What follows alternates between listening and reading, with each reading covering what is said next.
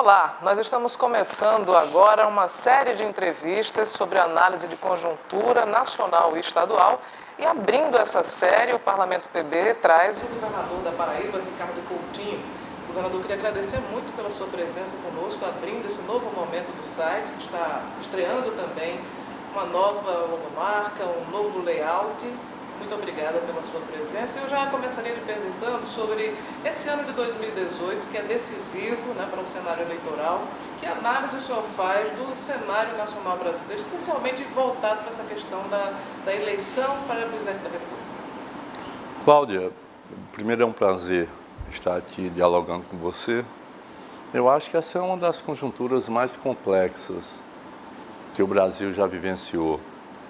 O Brasil já vivenciou Estado Novo, golpes de Estado, já vivenciou grandes movimentos, né, movimentos libertadores, como o movimento pela anistia ampla, geral e restrita, já vivenciou o movimento das diretas, enfim, mas em nenhum deles você teve uma conjuntura tão complexa como essa atual. E por que eu acho, né, que ela é extremamente complexa? Primeiro, pela fragilidade institucional. Nossas instituições foram profundamente abaladas. Legislativo, executivo, judiciário, né? A própria democracia representativa nunca esteve tão desconfiada aos olhos da população como agora, exatamente porque, não apenas do Brasil, mas do mundo todo, essa democracia representativa, que é essa que você elege alguém, e esse alguém, né, enfim, vai governar um país, isso muito num país, nos países, né, e propõe uma série de medidas como se o poder de resolução, na atualidade, estivesse nos estados nacionais. Os estados perderam esse poder de resolução. O poder de resolução agora está naquilo que eu chamo de mancha internacional, que não tem pátria, que não tem... e que se guia simplesmente pelo capital, pela acumulação do capital. E interfere em todo o mundo, dos Estados Unidos, a França. Não é à toa que todos os presidentes ou primeiro-ministros que são eleitos, né, começam o mandato, em 3, 4, 5, 6 meses estão num desgaste muito grande. A nação, o Estado Nacional, perdeu a condição, né, de resolver os seus problemas porque o mundo ficou internacionalizado. Esse é um produto da globalização que fez com que o poder ficasse mais concentrado em quem mais tinha poder. E esse poder foi saindo dos estados, inclusive dos maiores países, naturalmente.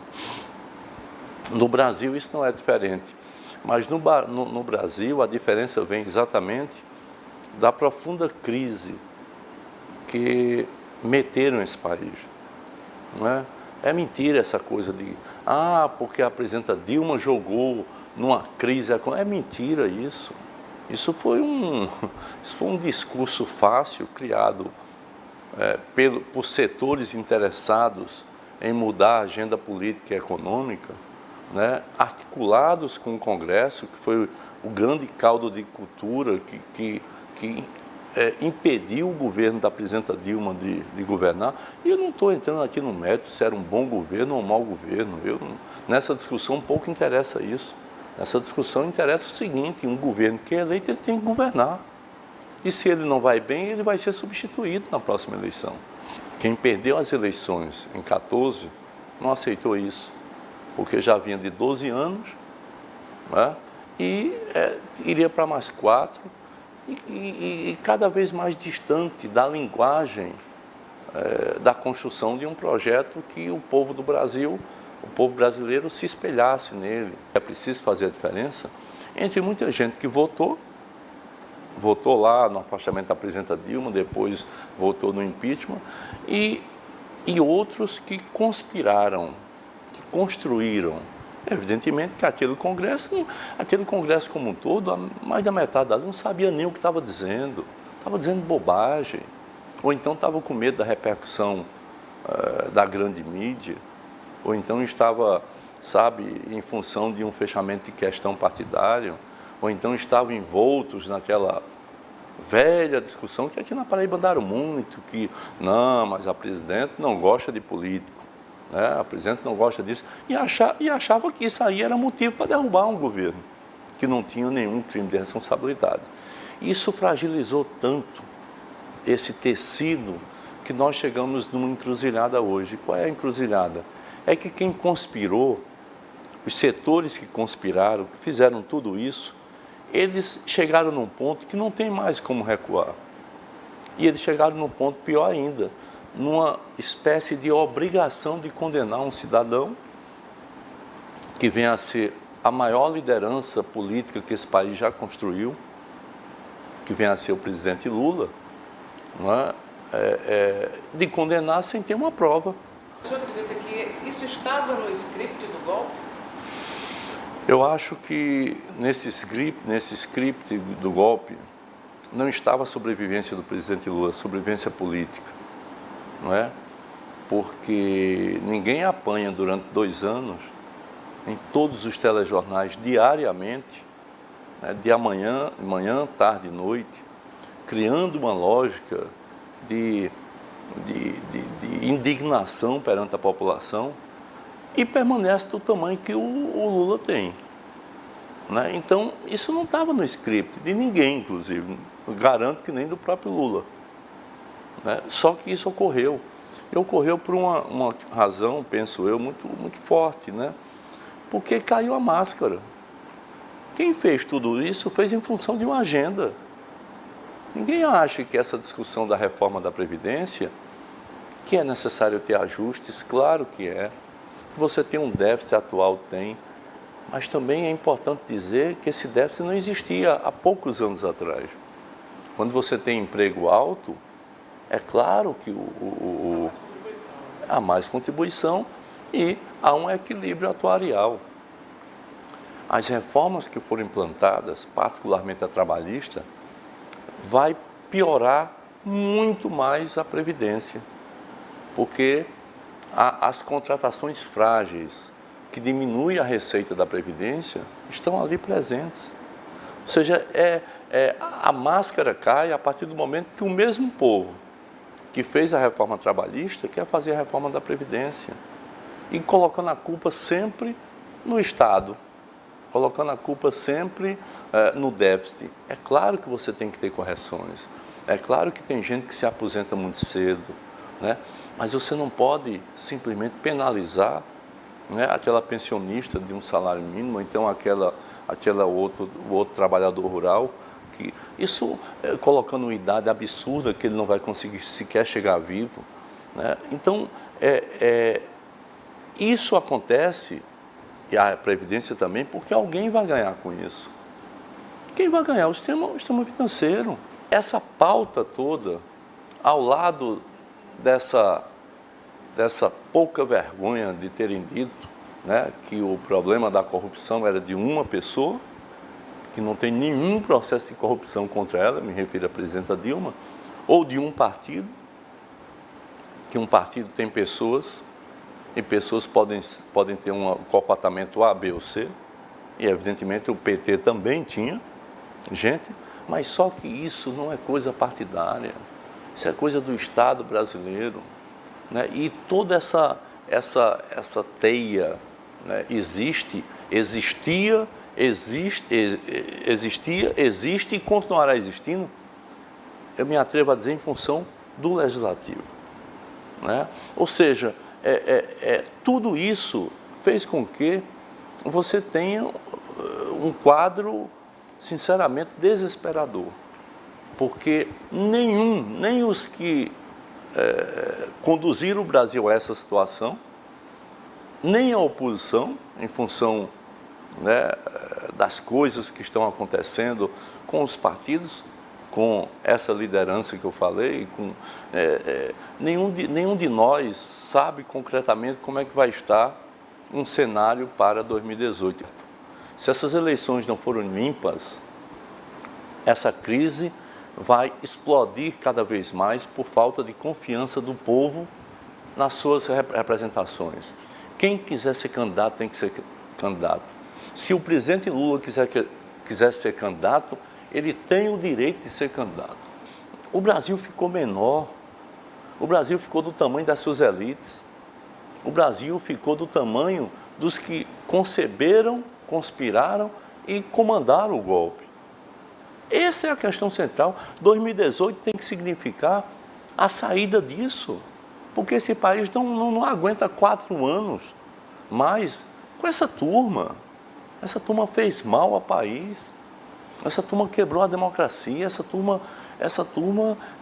precisa ser penalizada. A minha esperança é que as forças populares se juntem, sem hegemonismos de partido nenhum, porque chega disso. Né? Hoje, partidariamente, todo mundo é do mesmo tamanho. Né? Alguns até têm um desgaste muito maior do que outros. Então é preciso, como se diz no popular, baixar a bola, né? Pensar no todo, né? Mas ao mesmo tempo terem uma percepção da importância da convergência, né, de todos os setores. Eu vou mais além do que setores populares, né, ou então setores de esquerda. Eu vou muito mais além. Eu advogo a tese que os setores progressistas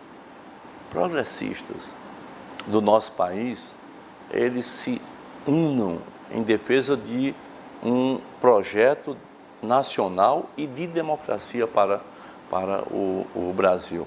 Esse desafio do povo brasileiro em 2018 será definidor para a perspectiva de futuro para esse país. Se nós vamos ter um país do tamanho da sua elite, ou seja, submisso, né, olhando para dentro, sem perspectiva de criação de um projeto nacional, ou se nós teremos uma retomada de um caminho com muitas mudanças, porque é preciso haver muitas mudanças. Como é que o senhor imagina que essa crise vai continuar refletindo na Paraíba a partir de 2018? Olha, evidentemente que a Paraíba é um estado que não é rico, nós somos um estado pobre, né? A diferença é que nos portamos como um estado pujante, né? A diferença é que eu acelerei, a diferença é que eu, como governador, me preparei desde 2014, aliás, desde 2011, né?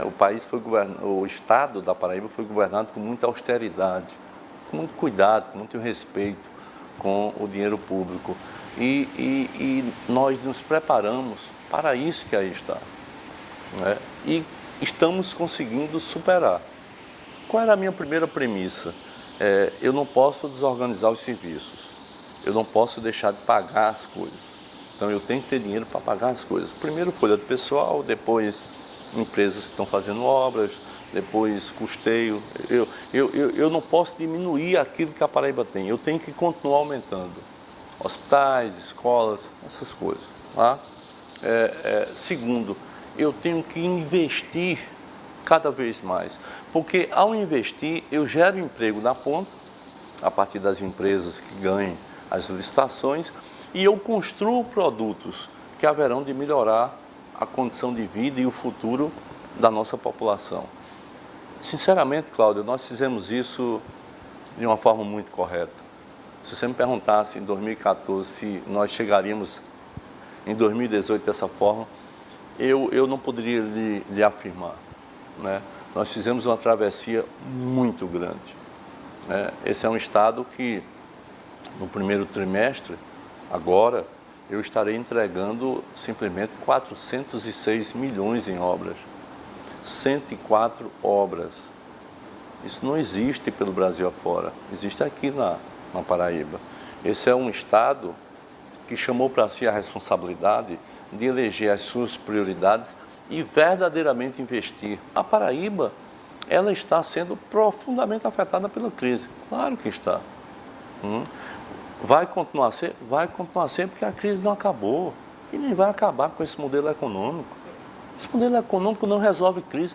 Esse modelo econômico fomenta a crise. Né? A sensação da crise vai acabar quando o estamento popular, a base da economia, estiver praticamente morta, com o poder de consumo lá embaixo.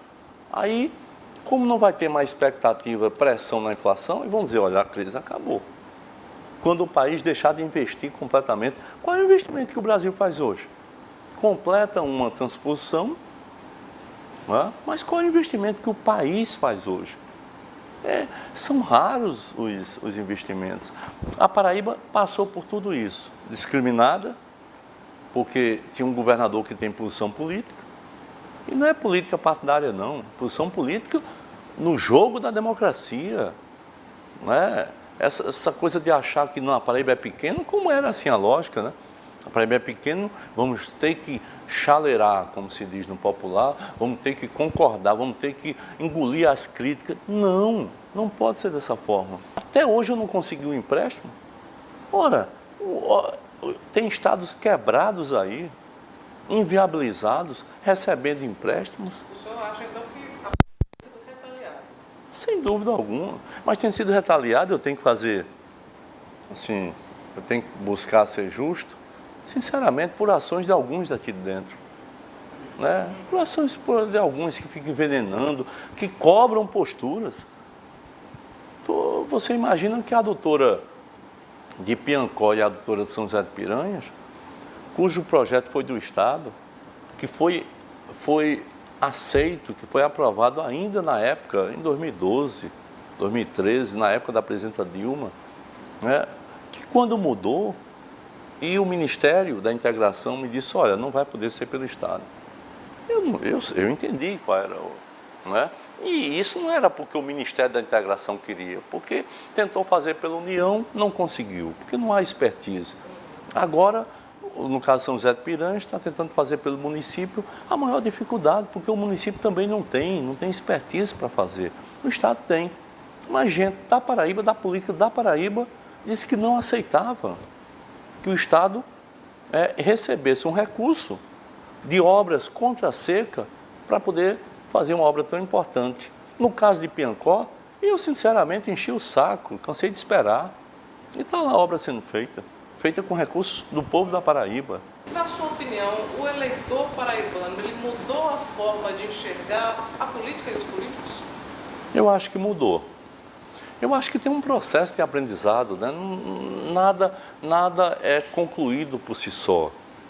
Tudo é um processo, tudo está numa transição. Nós ampliamos muito o sentimento e a percepção da população em relação às possibilidades do Estado. Em 3 anos, a Paraíba vai ter segurança hídrica, caso esse nível de investimentos, que já vem todos os anos, ele perdure. Porque você só falta agora o eixo, qual é? É o Vale do Piancó. E João Azevedo disse uma coisa numa dessas caminhadas, acho que lá em Piancó mesmo. Ele disse, essa é a grande obra da Paraíba, não é do Vale, da Paraíba. E será feita com ou sem recursos federais. Porque a Paraíba passou a sonhar alto, né? Porque depois que nós estamos fazendo a Transparaíba, 300 milhões com recurso próprio, nós percebemos que daria para a gente fazer, né, obras de 200 milhões. É isso que tá em jogo. Então eu acho que o eleitor aprendeu muito, né? O eleitor sabe que o dinheiro da Paraíba não desapareceu, né? Não sumiu pelos escaninhos da política. O eleitor sabe que esse governo zelou e zela, e não é favor nenhum que nós estamos fazendo, é uma obrigação que nós estamos fazendo. Eu acho que o que vai contar em 2018 é exatamente isso. A população vai querer retroceder, vai querer perder isso. Eu acho que uma oposição, ela tem sucesso no processo eleitoral em 3 circunstâncias, principalmente dentro de uma crise. A primeira delas é se a situação, ou seja, o governo, for um governo sem resolutividade, for um governo sem ter capacidade de criar, de construir, de investir, de melhorar a condição. Não é o caso do atual governo. É indiscutível que esse governo avançou muito, mas avançou muito mesmo. Segundo, um governo metido em falcatrua, em corrupção. Não é isso. Essas duas primeiras hipóteses só cabem na oposição, não cabem na situação.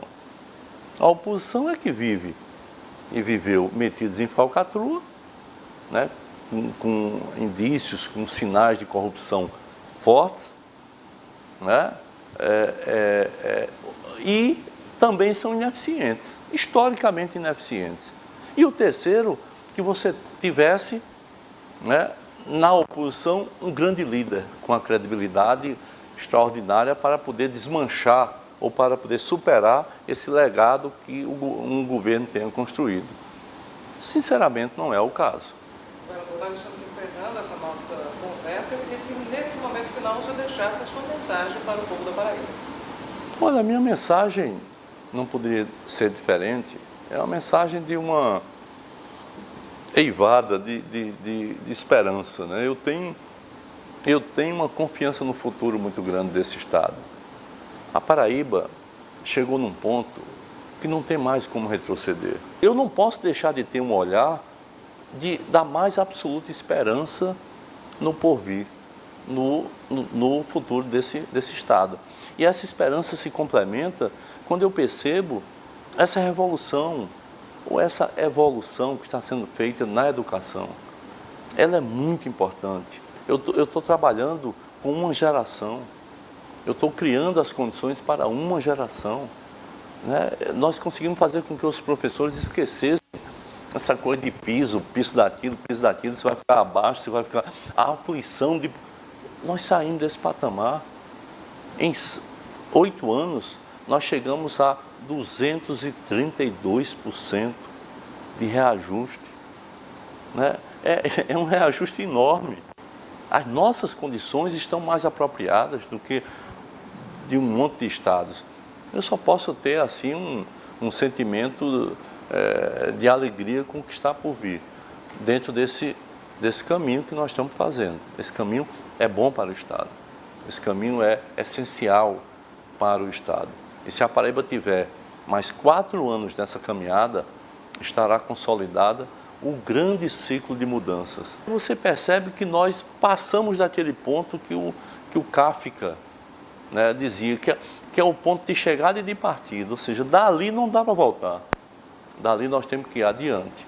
Esse é o grande desafio do povo da Paraíba e é o meu desafio também a partir de 2019 como um cidadão paraibano que aqui mora, né, que aqui cria seus filhos e que se sente profundamente apaixonado pelas capacidades de desenvolvimento que o nosso povo tem.